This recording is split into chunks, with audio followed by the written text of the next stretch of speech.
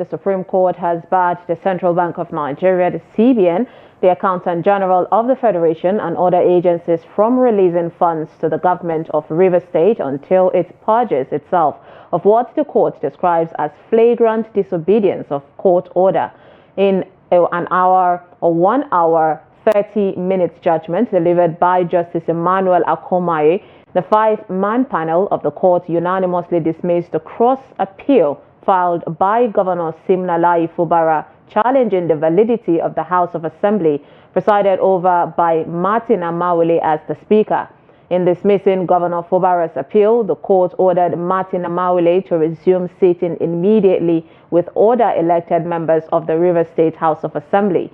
The court held that it is an aberration for Governor Fubara to have purportedly presented an appropriation bill before a 4-man House of Assembly, thereby denying 28 constituencies of effective representation in vagrant violation of a court order mandating him, that is Fubara, to represent the 2024 appropriation bill before a validly constituted assembly led by Amaewhule. Supreme Court has made it very clear that you cannot have a democracy without a legislature.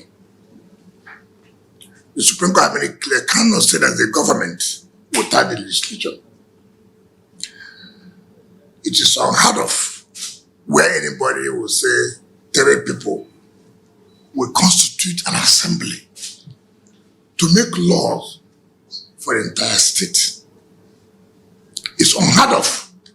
It has nothing to do with any individual, whether you like this person's face or not. But it is what is important is that can 3 people make law for a state? Not to even talk about appropriation. The Federal High Court said, look, you can't do this. You cannot do it. And therefore, set aside everything they've done. 3 people will screen commissioners. 3 people with all kinds of things. A governor will go and bring down a house of legislature and will do as if nothing has happened. The wheel of governance will continue to run in Rivers State, and Governor Fubara, the executive governor of Rivers State, will continue to drive that wheel of governance in Rivers State.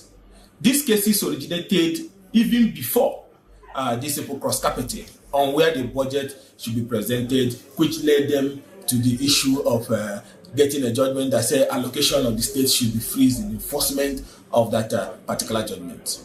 This issue and development today has not decided the ongoing and pending matter on the legitimacy or legality of that illegal determinant by those SAC pro-Wike lawmakers, which is currently, as I speak now, ongoing at the Court of Appeal. Because there's one issue that have not been resolved. That these people left the People's Democratic Party to the Action or Progressive Congress APC with the belief that they will get support to illegally impede the governor. But when that did not work, they kept on running from one court to another.